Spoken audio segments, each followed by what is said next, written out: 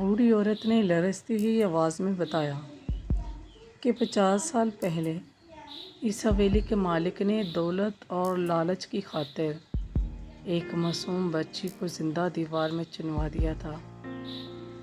مرنے سے پہلے اس بچی نے بد دعا دی تھی، جس نے میری چیخ نہیں سنی وہ کبھی سکون سے نہیں جی سکے گا۔ تب سے ہر برس چند لوگ اس حویلی میں آتے ہیں مگر پھر کبھی زندہ واپس نہیں جا پاتے۔ اتنا کہہ کر بوڑھی عورت اچانک خاموش ہو گئی اور کانپتے ہوئے ہاتھوں سے دروازے کی طرف اشارہ کیا۔ تینوں دوست اس کی طرف گھبرا کر پیچھے مڑ کر دیکھا تو وہی سفید کپڑوں میں ملبوس چھوٹی بچی خاموشی سے دروازے پر کھڑی تھی، لیکن اس بار اس کی آنکھوں سے خون بہہ رہا تھا۔ اس نے آہستہ آہستہ اپنا ہاتھ اٹھایا اور سرد لہجے میں کہا، اب تم میں سے اگلا کون ہوگا؟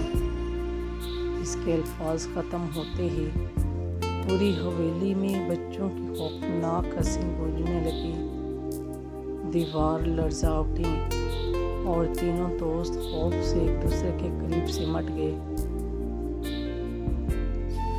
جیسے ہی حویلی کا بھاری لکڑی کا دروازہ زور سے بند ہوا، علی نے پوری طاقت سے اسے کھولنے کی کوشش کی مگر دروازہ ہلا تک نہیں۔ اسی لمحے اوپر والی منزل سے ایک ننھی بچی کی خوفناک ہنسی گونجی۔ چاروں دوست گھبرا کر سیڑھیوں کی طرف دیکھنے لگے جہاں سفید کپڑوں میں ملبوس ایک پراسرار لڑکی خاموشی سے کھڑی تھی۔ علی نے ہمت کر کے اسے آواز دی، لیکن اس نے صرف اپنی انگلی اوپر کی طرف اٹھائی اور اگلے ہی لمحے دھند میں غائب ہو گئی۔ حویلی کی روشنیاں بار بار جلنے اور بجھنے لگیں، جس سے ہر طرف خوفناک سایہ بننے لگا۔ ڈرتے ہوئے چاروں دوست سیڑھیوں پر چڑھ کر اوپر پہنچے تو ان کے سامنے فرش پر خون آلودہ قدموں کے نشان خود بخود بننے لگے جو انہیں ایک پرانے کمرے تک لے گئے۔ کمرے کا دروازہ آہستہ آہستہ خود ہی کھل گیا۔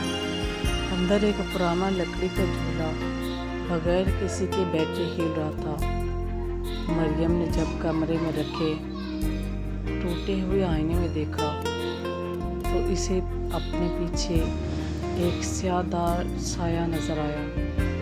وہ گھبرا کر مڑی مگر وہاں کوئی نہیں تھا۔ دوبارہ آئینے میں دیکھا تو وہ سایہ پہلے سے بھی قریب آ چکا تھا۔ اچانک دیوار پر لگی ایک پرانی خاندانی تصویر خود بخود زمین پر گر گئی۔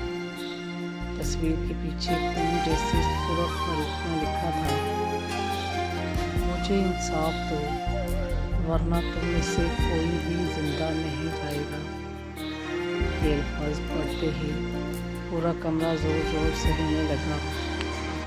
دروازہ خود بخود بند ہو گیا اور اندھیرے میں وہی ننھی بچی کی آواز گونجی، اب تم لوگ میری کہانی سنو گے۔